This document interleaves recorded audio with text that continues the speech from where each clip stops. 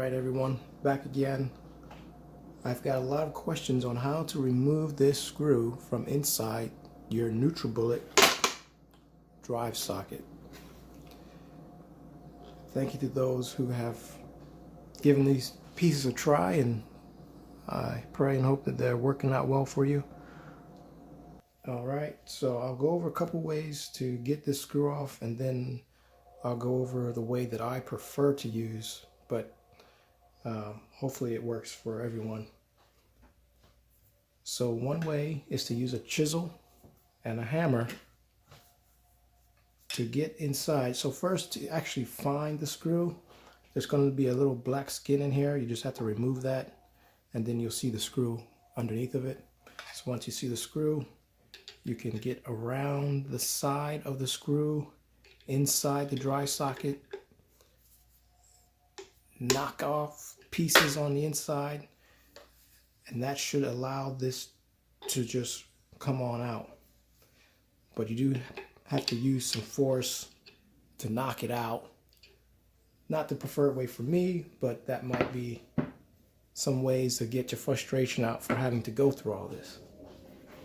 Another way is to use, if your screw itself is shredded, you're going to need a shredded screw removing tool bit, because your screwdriver won't be able to take it out, of course. So you get one of these bits, get it offline, get it at any hardware store, and the key is to hold down that inside shaft, and I'll get into that in a moment. I'll put a link to that shredded screw removal tool below. So the way that I prefer to get it off, and it just takes a little bit more effort, is to hold down the fan underneath the drive socket. I do recommend having a second person to help you remove it, to hold the fan and one person remove the screw, because it gets a little awkward doing it by yourself. So once again, like I said in the last video, you want to remove those 4 screws. So I started already. There's 1, 2, 3, and 4 screws. So you want to remove these screws from the bottom.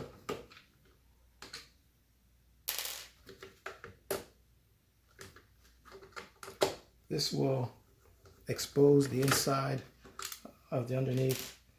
Don't be afraid. It's, definitely don't have it plugged in, of course. But this is the fan underneath. You don't want to remove the fan. You just want to hold it down, because this fan, or this whole piece, is all connected up the inside to the shaft that's connected to this screw. So once you hold this fan below and still, the screw shaft will not move, and you'll be able to better grip. Because right now, if you don't hold it down and you try to remove the screw, it's just going to turn with you as you turn. And remember, this screw is a reverse threaded screw, so it's clockwise to remove it. Clockwise. If you go left with it, counterclockwise, you're just going to tighten it. So just believe me when I say you have to go clockwise to remove the screw. So again, you need to figure out a way, whether just use a old school wrench, or the way that I would suggest is to needle nose pliers, grip just that fan right there, just like that, but you just hold it down.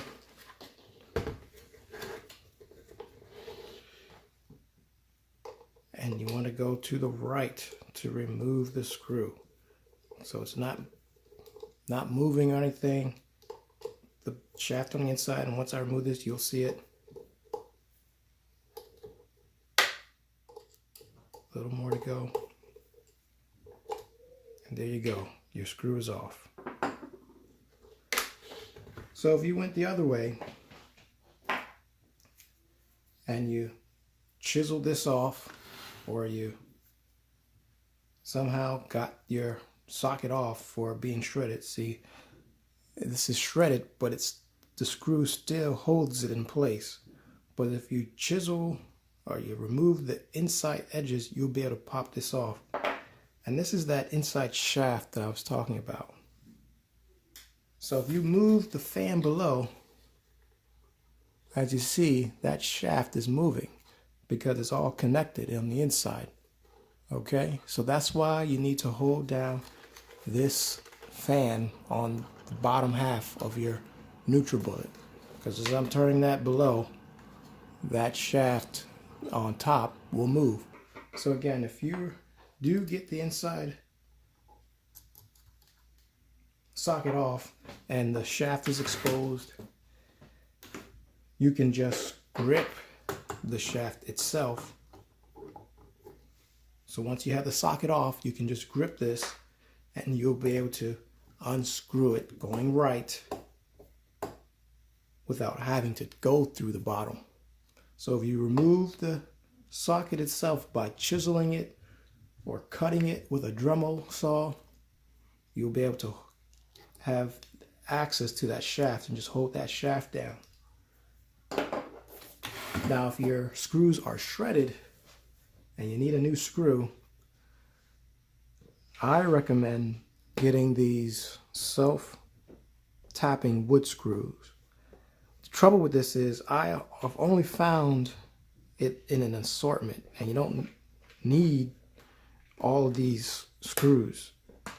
You see how many screws you get in here? So hopefully you've been able to hold on and maintain the right screw that came with it. But if not, you get one of those, and the size that you use is a number 8 by 3/4 inch. Okay, now these are the ones that I got at Home Depot, and the problem with these are the screw head. The screw head to the ones that come from the generic stores is too big. Okay, so this is the original screw head, and you see how skinny it is, and see how fat these other ones are from the Home Depots out there. You go to a local hardware store and you'll find these are a lot better match. Okay, the ones that you get are, it's threaded the proper way. So you want to go righty-tighty, lefty-loosey with the new screw. The old original one is lefty-tighty, righty-loosey. That's the original. And that's the way they are machined to work. If you're still having some problems, you might want to use some WD-40. Spray along the inside of the drive socket. Let it sit for about 10 minutes or so. And then come back and try it by holding down that bottom fan. And then you'll have this shaft staying still so that when you unscrew it, the shaft won't move once you hold down that piece on the bottom. Okay? Again, message me if there's any questions. I have no problems working with anybody on any issues that they have. So God bless you and take care.